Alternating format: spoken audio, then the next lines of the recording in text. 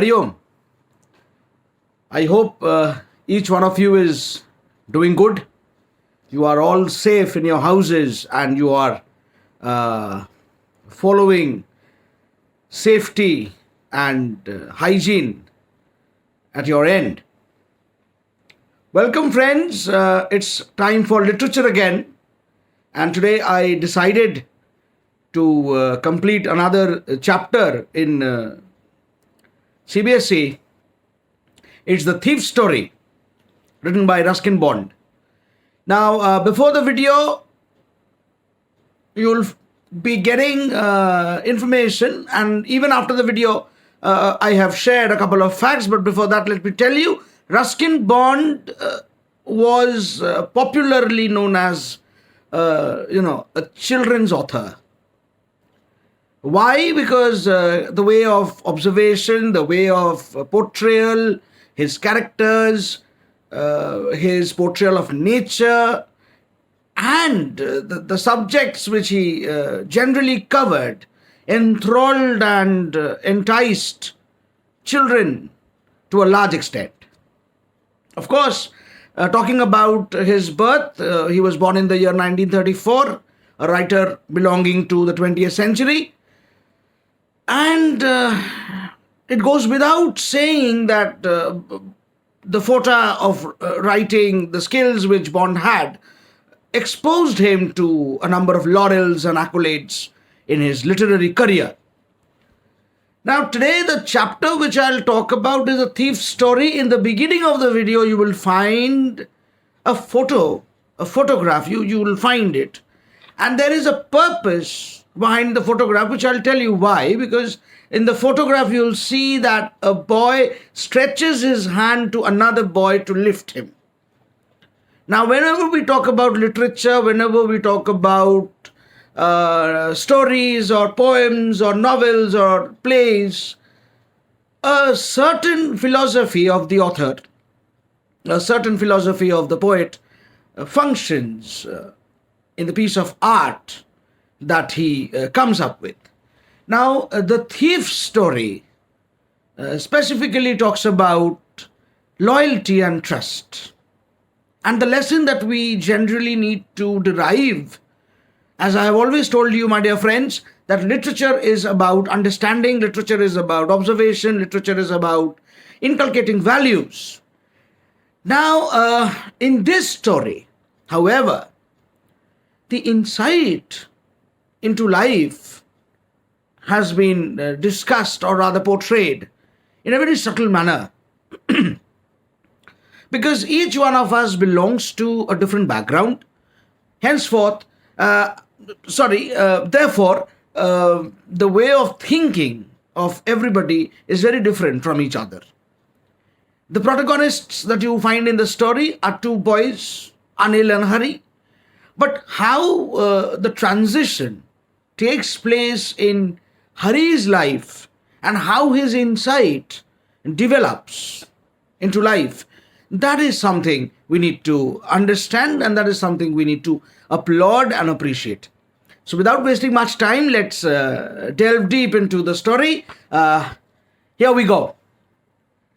I was still a thief when I met Anil, and though only 15. So the protagonist, the narrator, Hari, as the story tells us, was only 15 years old when he met Anil. Anil was 15 years old. I was an experienced and fairly successful hand. The narrator is 15 years old here. And he happens to meet Anil, the protagonist of the story, the second protagonist of the story. But fairly experienced hand. This suggests something that is not normal. Now, why do I say not normal? Absolutely, the person who's narrating was a thief. And that is the significance of the title. Because the story relates to a thief. The story is a rendition of a thief's account, and a narration rather, from the thief's end. That is how the story becomes a thief's story, a thief's story. But he was only 15 years old, and he was very, fine at his skills in theft. So I was a fairly experienced and successful hand. Anil was watching a wrestling match when I approached him. He was about 25. So Anil was approximately 10 years elder to the protagonist, Hari Singh. Anil was a tall, lean fellow. He was a slim person. He was a lean person. And he looked easygoing, kind and simple enough for my purpose. I hadn't had much of luck of late and thought I might be able to get into a young man's confidence. There is a very peculiar way of observation that thieves generally have in them. They love to victimize the people who are knave. They love to victimize those people who can easily be beguiled, who can easily be cheated. Anil was very appropriate for Hari Singh's, Hari Singh's preying on him. So he was a very appropriate prey. And because Anil himself was a very simple person, although yes, he was 10 years elder to Hari Singh, but then there was something in Anil that attracted Hari. And that was the inner goodness that Anil had. Now, as you proceed with the story, you will find that the story is basically divided into two halves. Number one, from the point of Hari Singh, and number two, the point of Anil. And at last, you will find how Anil's goodness, you will find it, how Anil's goodness helps in Hari Singh's transformation from negative to positive. But as of now, Hari is very happy to find Anil because he is very kind-hearted, he is very good, there is an amount of natural goodness in him, and that is how it is. You look a bit of a wrestler yourself, I said. A little flattery helps in making friends, and this is the modus operandi. This is the way of operation. Modus operandi means how you operate. This is how thieves, fraud people, people who are fraud, cheats, they operate. They will win over your confidence. Hari also wanted to win over the confidence of Anil. So he went up to Anil and he said, "You look like a wrestler." "Good. So do you," he replied, which put me off for a moment because at that time I was rather thin. So Hari was thin. Of course, Anil was well built and he was lean. Lean as in a bit slim figured person.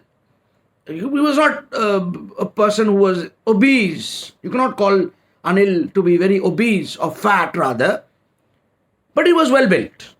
So Hari wanted to win over the confidence of Anil, and he complimented Anil on his physical stature. But Anil, it can be understood that Anil was not easily, he could not be easily taken in by Hari's compliment. So he counter-complimented, and Hari understood that Anil somehow was witty. So, I said modestly, "I do wrestle a bit. What's your name?" "Hari Singh." I lied. He could not have said the truth. He could not have told the truth to Anil because that was his job. His job was to con people. He was a con man. He was a thief. He was a cheat. So he had to frame a different name. And Hari Singh somehow does not happen to be his real name that he disclosed to Anil. I took a new name every month. They kept me ahead of the police and my former employees. After this introduction, Anil talked about the well-oiled wrestlers who were grunting, lifting and throwing each other about. I didn't have much to say. Anil walked away. I followed casually. "Hello again," he said. I gave him my most appealing smile. "I want to work for you. I said, but I can't pay you. So this is a very casual introduction and a very casual interaction between the two of them, but something worked out between them, and a very unsaid kind of a bond, slowly and gradually, I will not say it developed, but it was on the verge of developing. It was on the verge of developing. Hari had a purpose. Hari wanted to cheat Anil, and he wanted to prey on him. Prey as in Prey, prey. When you hunt for something, when you hunt on someone, because that is what Hari's job was. Somehow he had to survive, and he was in need of people who were simple-hearted, who were kind, who could be easily cheated. But irony in the story is in the goodness of Anil, and that becomes instrumental in shaping Hari's negativity into positivity. Or rather, I must say, this goodness of Anil, or the bond that Anil indirectly, developed with Hari slowly and slowly, gradually, that will help Hari to ponder over his deeds and have a positive transformation in him. Let's continue. I hope there is no doubt till here. I thought that over for a minute, perhaps I had misjudged my man. Hari was only used to meeting people who were fools, because only fools were beneficial for him. Because for a thief, for a cheat, a clever man was never a source of entertainment, remember. But I still asked, can you feed me? I can cook, I lied again. Anil was not a rich person, and that is where Hari understood that there was a mistake. First of all, Anil was definitely a good-hearted person, but he wasn't rich. He did not make money in a consistent manner. Some days he had money, some days he did not have money, but theek hai, it's okay. He could survive properly. But Anil very clearly asked Hari whether Hari could cook. Hari again lied, and he said, I can cook. If you can cook, then maybe I can feed you. He took me to his room over the Jamna sweet shop and told me I could sleep on the balcony. But the meal I cooked that night must have been terrible, because Anil gave it to a stray dog and told me to be off. Anil was a no-nonsense person. He meant straight business. He was hiring Hari on the basis of his culinary skills. But the moment he found that Hari was a very, very bad cook, rather he was a horrible cook, Anil said, come on, you get out. There is no job for you. I mean, that is how Anil was. But again, as I told you, everything has got a second way of looking at it. This goodness of Anil, slowly and gradually, the good human being that Anil was, ultimately the good human being that Anil was, this will prove very instrumental in shaping Hari's character. So he saw that Hari was not a good cook. He told him to get out, like be off. But I just hung around. Hari had to do something for survival. He could not have just walked out of Anil's house. And he kept on smiling in his most appealing way, and he couldn't help laughing. If I talk about symbolism, which is a literary device where a writer conveys his message through signs and symbols, this laughter, this Anil's laughter, is the first symbol of his goodness. Rather, It is the symbol of the fact that there was a bond which was going to be developed between the two of them, Anil and Hari Singh. Later, he patted me on the head and said, "Never mind, he'd teach me to cook." Now, this is a very, very important point. I want you to understand that the thief story as a chapter is not just restricted to the lines written, but there are a couple of values which you need to understand. And these values are in the lines and much beyond the story has to convey. Who is a good human being? Tell me. A good human being is not he who earns a lot. But definitely in all my lectures, I have always said that a good human being is he who knows to help or support other people the best he can. Anil, I told you, Anil's income was not consistent. But when he saw that Hari Singh was completely helpless, was a person who had nowhere to go, at least from Anil's end, this was the truth. Anil stretched his hand out to grab Hari and give him support. And this is the reason why I told you in the beginning of the video, you will find a picture. You definitely have found a picture where you saw that one boy is pulling another boy, holding him by his hand. This picture has been symbolically incorporated in the video so that you understand that you understand the symbolic importance of the chapter here. So Anil, despite being the employer, did not abuse Hari, did not slap him, did not beat him, wasn't rude to him. Rather, he was ready to teach Hari, and that is the reason things worked. He also taught me to write my name and said he would teach me soon how to write the whole sentences and to add numbers. My dear friends, the basic concept of education is always to help you distinguish between what is correct and what is not correct. Now you can say, who was Hari? Hari was just a thief. Hari had no ethics in life. And who was Anil? Anil was that source of knowledge. Anil was that medium.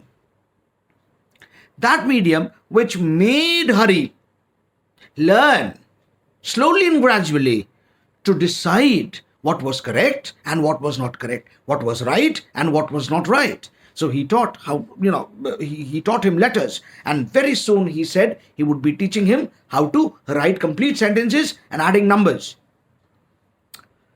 Well, I was grateful. Rome was not built in a day. It's a very famous proverb in English. What does that mean? In Evelyn Glennie's story in the previous class, in Standard 9, you learnt the importance of hard work. And not only Evelyn Glennie, in Bismillah Khan's chapter also you learnt, and also you have learnt the same hard work, gratitude, values like discipline, values like devotion, dedication, in many other stories that you learned so far. The first sign of positivity that Hari has shown as of now is his gratitude that he has for Anil. So he was grateful. I knew that once I could write like an educated man, there would be no limit to what I could achieve. But again, let me tell you, it takes time for Rome to be built. Hari was looking at education from a different point of view. What was Hari thinking? The sooner he learns to write, the better he can copy probably somebody's signature and earn lots of money in wrong ways. He was only looking at the narrow-minded aspect of the entire scene. He was being very narrow-minded at this point of time, if I say. But the broader perspective that education always has given people, the broader perspective is how a person learns to develop better ethics in life, better, decision making power in life. And the basic thing is the difference between right and wrong in life. How to choose between right and wrong in life. So Hari was just looking from the monetary point of view, that the sooner he knows how to write, he can devise several ways of cheating people, other fraudulent means by which he can make fair amount of money for himself. It was quite pleasant working for Anil. I made the tea in the morning, and then I would take time buying all day's supplies, usually making a profit of about a rupee a day. This was what he kept on thinking. He went for marketing, he went for purchasing grocery items, and from there, he easily could manage a rupee. I think he knew I made a little money this way, but did not seem to mind. This is Anil's goodness. Now, when you know somebody is doing wrong, fine. Now, there are two ways of dealing with the thing. Number one, you get aggravated, you become violent, and you try to explain in a very somber and solemn manner. Let me tell you, my friends, the second method always works the best. I'm very sure whenever we commit a mistake and we are rebuked, we are reprimanded, there is a feeling of coldness that develops, and dislike and hatred and many negative feelings that develop in our mind, in our minds, in our hearts. But if we see somebody being good to us despite our being bad, or rather, I must say, somebody has been good to us even though we have been wrong, our way of looking at that person is always different. We are always full of respect for that one particular person who taught us in a good and somber manner. And kind-heartedness is something that is always welcomed. Hari could make out that Anil probably could understand that he was making trifle amount of money. But Anil's goodness here wins over Hari's negativity.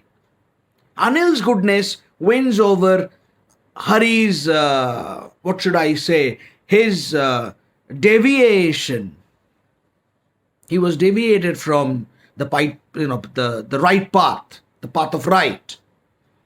It is Anil's goodness, slowly and slowly, gradually, will motivate Hari in a very, very beautiful manner to have a transition in his character. Anil made money by fits and starts. He would borrow 1 week, lend the next. He kept worrying about his next check, but as soon as it arrived, he would go out and celebrate. Anil was a very happy-to-go-lucky kind of a person. He never bothered about money. Now, this was something that was a blessing in disguise for Hari also. Because Hari saw Anil was not bothered about money. But Hari was not aware. I'm sorry. Excuse me. Hari was not aware that Anil, although he kept a track of Hari Singh, he never showed it in a rude and bitter manner. And this is where Anil's kindness plays a very dominant role. So it seems he wrote for magazines a queer way of making a living. Queer means something that is very silly, according to Hari Singh at this point of time. Why to make money by working hard? This is what Hari's philosophy was. When I can write, when I can counterfeit, when I can copy signatures and make money just in a moment, in a span of time, in a span of seconds, minutes rather. Why should I make money by struggling?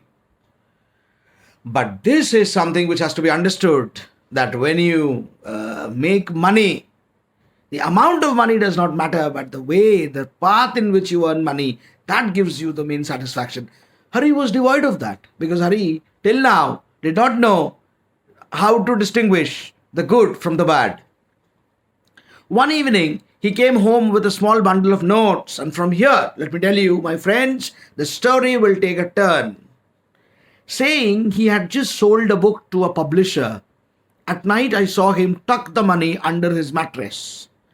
I had been working for Anil for almost a month, and apart from cheating on the shopping, had done nothing in my line of work. Hari was a very focused thief.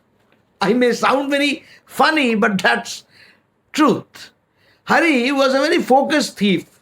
Hari saw the bhandar, he saw the treasure. But the moment he saw, like, okay, fine, oh my God, wow, there is a bundle of notes. What have I been doing? I have just been sneaking out and making 1 rupee, 2 rupees. Why not? This time, the entire bundle of notes. And this is the devil that was playing in Hari's mind. So at night, he saw him tucking money under his mattress. I had been working for Anil for almost a month, and he had done, actually Hari had done nothing apart from taking 1 rupee, 2 rupees, whatever. Anil had given me a key to the door, and I could come and go as I pleased. He was the most trusting person I had ever met. Now these lines, Ruskin Bond, a legend, a legendary writer. Look at these lines from 2 points of view. If you look at this line from a negative point of view, still Anil was the best, because he had given him the keys for easy access.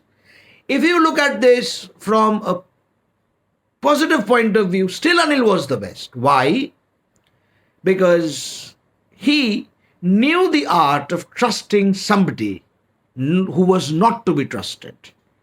So Anil's kindness, Anil's goodness, his magnanimous attitude, that basically was enough to make Hari introspect later. Because another value which the story comes up with is the value of humanity. Besides the value of loyalty, let me tell you, it is absolutely trust that matters the most. If you cannot, maintain somebody's trust, what kind of a human being are you? You can never be a good friend, neither can you be a good relative, nor a good student, nor a good father, nor a good daughter, nor a good mother. Nothing, absolutely nothing. But Hari was very happy. Hari knew that he had the keys with him, which is why I had been, and that is why it was so difficult to rob him. Now there is something called conscience. In Hindi, we say Vivek. Karma is very important. Remember, karma means actions. And our elders have always said, whatever you do, whatever we do, we have to get either the reward or face for what we have to suffer in this birth itself. But again, there is something called introspection, and introspection is very necessary if you are a human being. If you do not have the power to introspect, you don't qualify as a human being. Hari thought it was very difficult to rob Anil, because Anil was the only person who trusted him. Now, how could he have robbed him? So there was always, that moral policing was going on in him. That moral police. This moral police is present in all of us whenever we do something wrong. And in Gita, in the Bible, everywhere it's said that there is Ram in us, there is Ravan in us, there is Jesus in us, there is Judas in us. I mean to say, there is both the positive and the negative. So the positive part of Hari Singh somehow was stopping Hari Singh from robbing Anil of his trust. But a thief is after all a thief. Let's see what he has to do here. Sometimes he doesn't even notice he's been robbed. And that takes all the pleasure out of the work. Especially people who are cheats, people who are con men, they take pride in their art. And Hari also, he was just 15 years old, and he himself said that he was an expert in his art of stealing, his art of cheating. But you tell me, how could Hari derive that idyllic pleasure of Anil, who was naturally a good man? I mean, Hari would have enjoyed more, he would have rejoiced more had Anil reacted to his thefts. To his theft and whatever cheating he was doing. I mean, he was up to. But that never happened. Well, it's time I did some real work. I told you Hari was a very focused thief. And Hari thought time had come when he should work properly. He should get to his heels. So getting on his heels, I told myself, I'm out of practice, and if I don't take the money, he'll only waste. So that was Hari's philosophy. If Hari does not loot Anil probably will be going out somewhere and celebrating and will just wash his hand of the money business on his friends. After all, he doesn't even pay me. So there was this monetary thing going on in his mind. So on one hand, there was Hari Singh's conscience, and on the other hand, there was Hari Singh's brain, the money-minded brain. The money-minded brain was telling, fine, steal the money, take it, have it in your possession. What are you doing? I mean, you have come here to steal ultimately. And look, there is the bundle of notes. When will you take it? So finally that day arrived. In the story, Anil was asleep.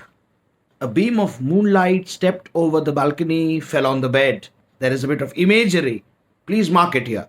Imagery. When images get formed, the writer plays with words, plays with, scenes. So there was light, there was moonlight. I sat up on the floor, considering the situation. If I took the money, I could catch the 10:30 express to Lucknow. He was planning to run away. Slipping out of the blanket, I crept up to the bed. Anil was sleeping peacefully. I want you to stop here and just think about two things. Number one, keep yourselves in Anil's place and then look at the story. Don't you find Anil as a very, very sympathetic character? Your sympathies definitely fly out for Anil.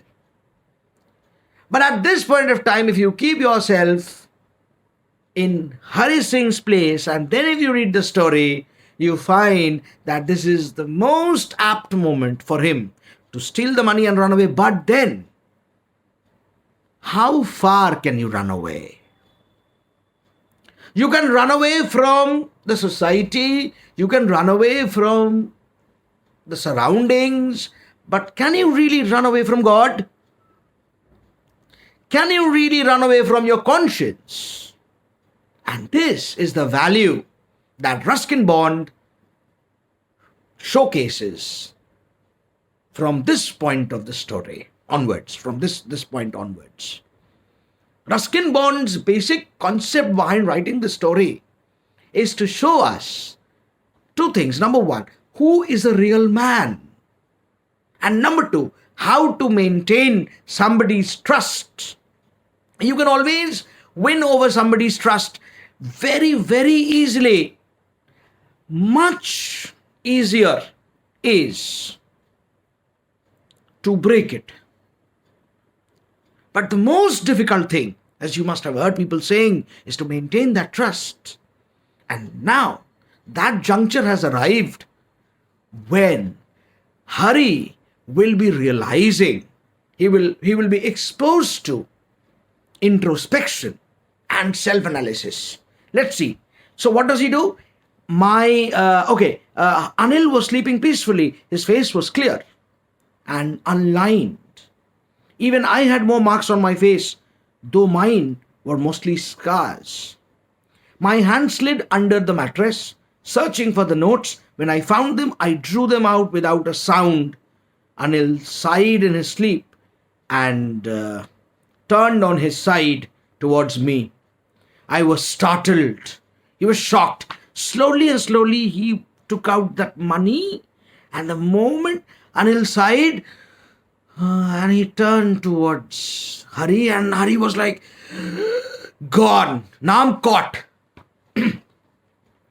But look at the description of Anil's face. Anil's face was unlined because there was no prick of conscience in Anil. Mark my words. Prick of conscience. Prick of conscience is when your conscience blames you for something. Why would Anil's conscience blame him? Ultimately, he had done something good. He had helped others. He had helped Hari. But look at Hari. There was always a sense of fear. Oh my God, if I get caught. Oh my God, if I get caught. So even then, he's startled, he's shocked. And quickly he crawled out of the room. When I was on the road, I began to run. I had the notes at my waist, held there by the string of my pajamas. I slowed down to a walk and counted the notes. 600 rupees in 50s. I could live like an oil-rich Arab for a week or two. So there was opportunity for Hari. Hari saw 600 rupees. And the story, the time when the story was written, let me tell you, in the 20th century, when 600 rupees really meant a lot. And that is the reason the comparison has been made with an oil-rich, Arab. I mean, you know how rich Arab people are. They have a very luxurious lifestyle. So 600 rupees, Hari had it with him, and he was feeling like he could live a life like an Arab for a week. But what after that? This is the realization. When I reached the station, I did not stop at the ticket office. I had never bought a ticket in my life. This was Hari's style of traveling. He never bought tickets in his life, but dashed straight to the platform. The Lucknow Express was just moving out. The train was still to pick up speed, and I should have been able to jump into one of the carriages, but I hesitated. This is the pause in the story. This is the pause in the theme of the story. And this is the place, this is the juncture when there is a question mark. A question mark that is put by Hari's conscience. Why are you running, Hari? Whom are you cheating at, Hari? And what did you do to that person who gave you a platform to lead your life properly? These questions, for some reason, I can't explain. So this is what Hari was feeling. This is what Hari could understand. And I lost the chance to get away. When the train had gone, I found myself standing alone on the deserted platform. I had no idea where to spend the night. I had no friends, believing that friends were more trouble than help. Now at this point of time, my friends, you tell me who was the loser? Or rather, who is a loser? Somebody who keeps thinking of cheating people, being narrow-minded, being selfish, greedy, breeds hatred in him, or a person who is as kind as Anil. Fine, Anil would be losing a couple of notes. That's it. But ultimately he would still win the war. He would still win the war. Why am I saying war? Because in this wide world where you find selfishness, greed, avarice, hatred, distant attitude, it's like war. Anil still would emerge as a victor. Anil would emerge as a triumphant soldier because of the magnanimous attitude he had, because of the philanthropy that he practiced. He was a lover of mankind, and that is the reason. And look at Hari. Definitely, he had those notes with him, which would definitely give him materialistic pleasure for some time. But what after that? Anil had friends. Hari did not have friends. Anil was free from any kind of guilt as far as his conscience was concerned. Hari was loaded with guilt. So, Hari was undoubtedly the loser. And I did not want to make anyone curious by staying at one of the small hotels near the station. So look at the series of, apprehensions. The series of apprehensions that Hari had. The only person I knew really well was the man I had robbed. And this is where the transition happens. The transformation happens in Hari. Leaving the station, I walked slowly through the bazaar. In my short career as a thief, I had made a study of men's faces. When they had lost their goods, the greedy man showed fear, the rich man showed anger, the poor man showed acceptance. But I knew that Anil's face when he discovered the theft, he would show only a touch of sadness. And that sadness would not be for the loss of money, it would be for the loss of trust. And that is the innate moral of the story, my dear friends. You will get everything in this world. All materialistic pleasures, they're very momentary. Very momentary, they're very temporary. But what is permanent is loyalty, trust, friendship, devotion, dedication, kindness. I mean, these qualities, these values remain unparalleled. And this happens to be the very, very, flashing lesson of the story. I found myself in the Maidan and sat down on a bench. The night was chilly. It was early November and a light drizzle added to my discomfort. Soon it was raining quite heavily. My shirt and pajamas stuck to my skin and a cold wind blew the rain across my face.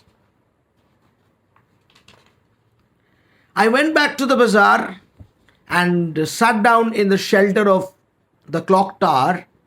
The clock showed midnight. I felt for the notes, they were damp from the rain. Throughout, if you look at this portion of the story, throughout you will find Hari as a loser. Not only was Hari a loser as far as his, physical surroundings were concerned, but also on an emotional note. Hari's character, Hari's karma left him bereft of friends. And Hari's karma ultimately landed him in such a position when he is exposed to a very obnoxious, emotional and physical weather.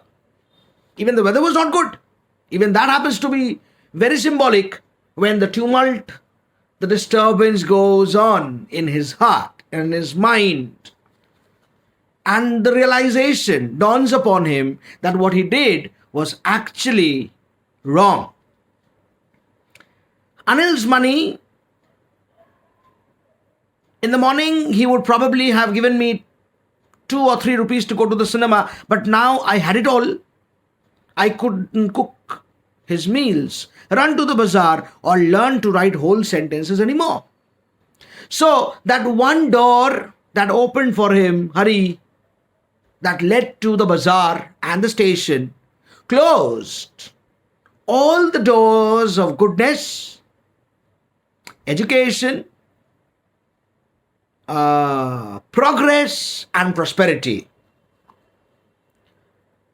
Now look at the story from Hari's point of view. No more from Anil's point of view. Now you place yourselves in the shoes of Anil and think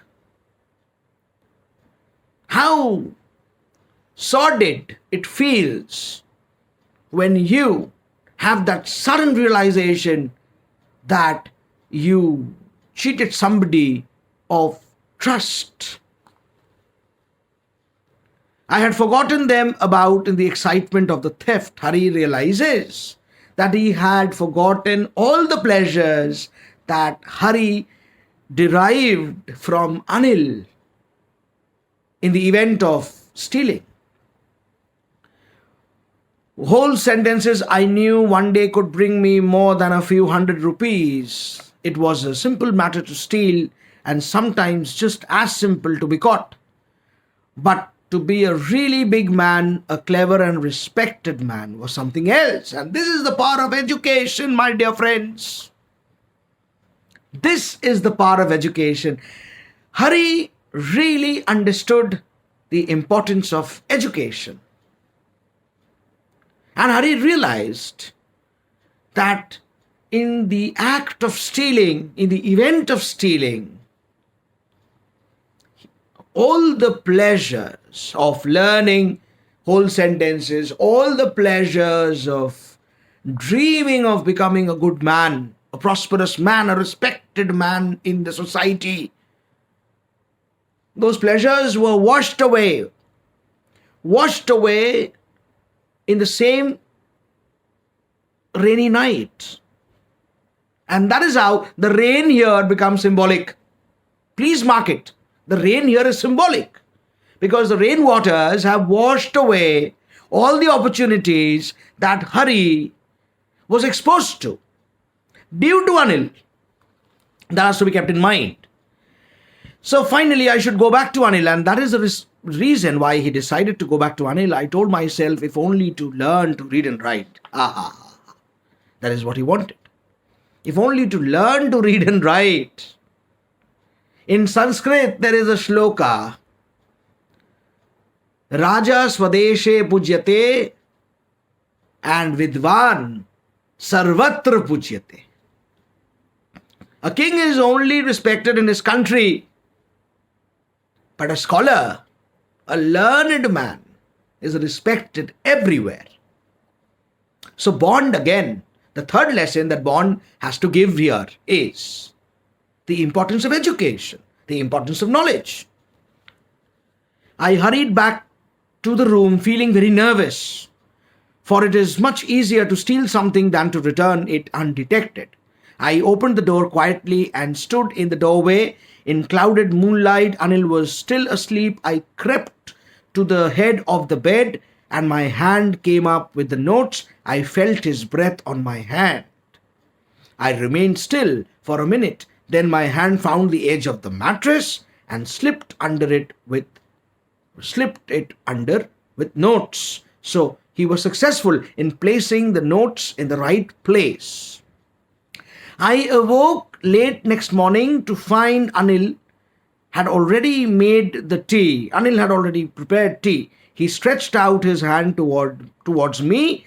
There was a 50-rupee note between his fingers. My heart sank. I thought I had been discovered. I made some money yesterday. This is what Anil tells Hari. He explained, now you will be paid regularly. Look at that. Anil was basically a very good human being. Now when he realized that he had already employed Hari but was unable to help him monetarily, Anil could understand that money is required for Hari also. But why does Hari have to take to the wrong path and earn money? Why not, the rightful path? This is another lesson that Bond has to give in the story.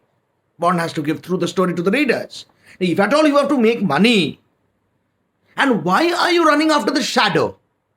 All the materialistic pleasures. Today you have them, tomorrow you don't have them. But from where will you bring the goodness of character? And this is what makes Anil a very celebrated character here. Now you will be paid regularly. My spirits rose. This is a transition. This is a transformation. That is the reason why in the beginning of my lecture I told you that your respect for somebody who explains you things with love and care is always more than that person who admonishes you or reprimands you or scolds you. But when I took the note, I saw it was still wet from the night's rain.